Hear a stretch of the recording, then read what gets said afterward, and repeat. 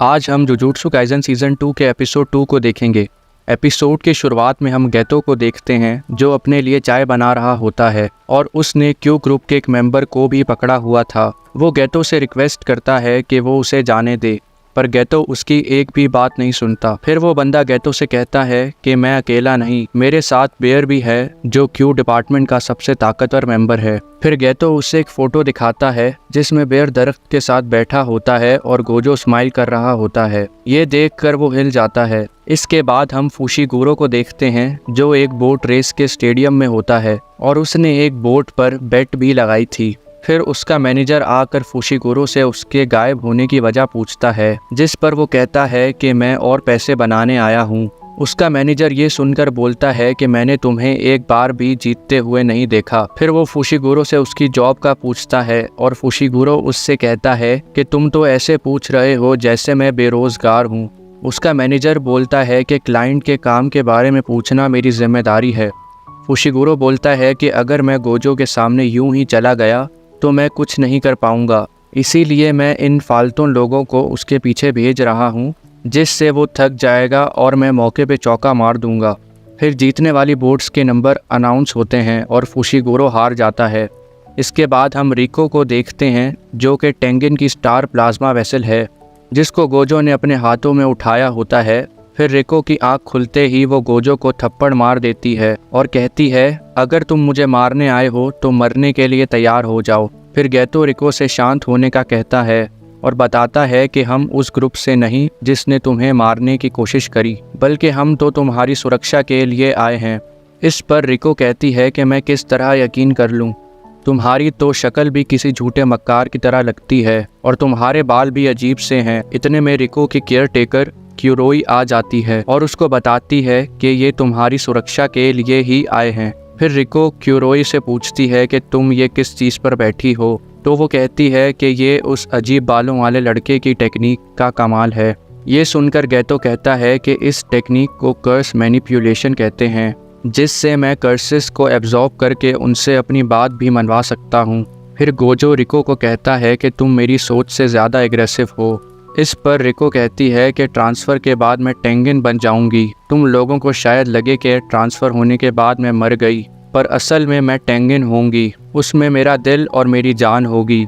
वो ये सब बातें गोजो और गेतो को बता रही थी, पर वो दोनों उसकी बातों पे कोई गौर नहीं करते। ये देख रिको बहुत गुस्सा हो जाती है और इन पर चीखने लगती है। तो गोजो कहता है कि अगर तुम इस तरह बात करोगी तो तुम्हारा कोई दोस्त नहीं बनेगा। रिको कहती है कि मैं स्कूल में नॉर्मल बात करती हूँ। जिसके बाद रिको को याद आता है कि उसे स्कूल भी जाना है, तो वो जल्दी से स्कूल के लिए भागती है।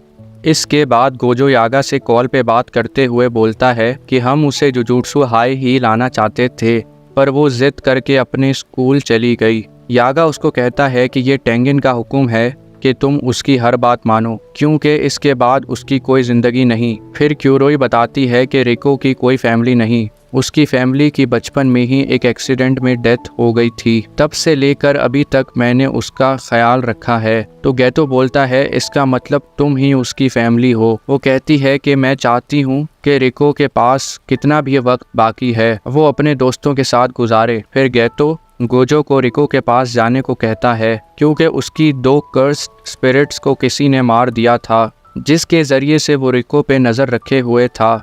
इसके बाद हम फुशीगुरो को देखते हैं जो टीवी पर वही रेस देख रहा होता है। इतने में हमें गोजो, गेतो और क्यूरोई दिखते हैं जो रिको के स्कूल में होते हैं। गेतो गोजो को चैपल में जाकर क्यूरोई को म्यूज़िक रूम में चेक करने का बोलता है और खुद उन 2 लोगों के पीछे जाता है जो रिको को मारने आए थे। फिर हम फुशीगुरो को देखते हैं जो अभी भी कुछ खा रहा होता है और अपने मैनेजर से बात करते हुए पूछता है कि क्या वो जुजुत्सु हाई वापस नहीं गए। मैनेजर बताता है कि नहीं। इस पर फुशीगुरो खुश होता है और बोलता है कि अब जो लोग बाउंटी देखकर रिको के पीछे जाएंगे तो वो बेवकूफ़ होंगे। फिर मैनेजर उससे पूछता है कि क्या तुम्हारा इरादा पक्का है। फुशीगुरो पूछता है किस चीज़ का। तो मैनेजर बोलता है कि जो बाउंटी तुमने लगाई है उसका इनाम वही 30 मिलियन है जो तुम्हें स्टार रिलीजियस ग्रुप की तरफ से रिको को मारने के लिए मिले हैं। तो फुशीगुरो कहता है कि उस लड़की की सुरक्षा के लिए वहाँ गोजो होगा, जिसके पास वो 6 आइज और इन्फिनिट टेक्निक है। जो कई 100 सालों में किसी के पास होती हैं। उसके वहाँ होते हुए कोई भी उस लड़की का कुछ बिगाड़ नहीं सकता। फिर वो अपने मैनेजर को बोलता है कि हम अभी 47 घंटों के लिए उस बाउंटी को खुला रहने देंगे और उन बेवकूफ़ों को, गोजो और उसके साथ के सॉर्सरर्स को थकाने दो। फिर हम गैतो को देखते हैं जिसका सामना एक बूढ़े आदमी से होता है। वो आदमी जब गैतो की कर्स्ड एनर्जी को सेंस करता है तो उसे यकीन नहीं होता कि गैतो के पास कर्स मैनिपुलेशन है। उस बूढ़े को लगता है कि क्योंकि गैतो जवान है तो उसे अपनी ये पावर उतनी अच्छी तरह से इस्तेमाल करनी नहीं आती होगी और उसको लगता है कि गैतो क्लोज कॉम्बैट में बेकार है। जैसे ही उस बूढ़े की बातें खत्म होती हैं वैसे ही गैतो उस पर अपनी एक कर्स स्पिरिट से हमला कर देता है और वो स्पिरिट उसको खा जाती है। लेकिन जैसे ही गैतो पीछे मुड़ता है तो वो बुढ़ा खिड़की तोड़कर अंदर आता है और गैतो पे अटैक करता है। लेकिन जब वो गैतो की आंखों में देखता है तो उसे अपना डॉगी दिखता है और इतने में गैतो उस बुढ़े को मार मार कर उसकी शक्ल बिगाड़ देता है। फिर गैतो उससे पूछता है कि क्या तुम ग्रुप क्यू के मेंबर हो, पर वो कोई जवाब नहीं देता। फिर हम गोजो को देखते हैं जो चैपल में पहुंचकर रिको को आवाज़ देता है, पर वहाँ रिको के साथ उसकी दोस्तें भी थीं और वो गोजो को देख रिको को तंग करने लगती हैं और उससे पूछती हैं कि क्या गोजो उसका बॉयफ्रेंड है। तो इस पर रिको उनको डांट देती है और कहती है कि फालतू बात मत करो और इतने में गोजो रिको को लेकर वहां से चला जाता है। गोजो रिको को उठाता है और वहां से जुजुत्सु हाई के लिए निकल जाता है।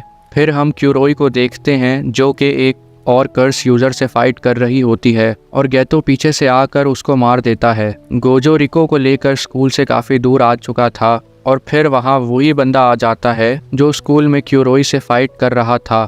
फिर रिको गोजो से पूछती है कि ये 5 लोग एक जैसे ही क्यों हैं। इस पर गोजो बताता है कि इसकी कर्स टेक्निक क्लोन्स बनाना है और ये जब चाहे तब अपनी मेन बॉडी को अपने क्लोन्स से चेंज कर सकता है। वो ये सब सुनकर वहाँ से भागता है और एक बिल्डिंग में चला जाता है जो बिल्कुल पास में ही होती है।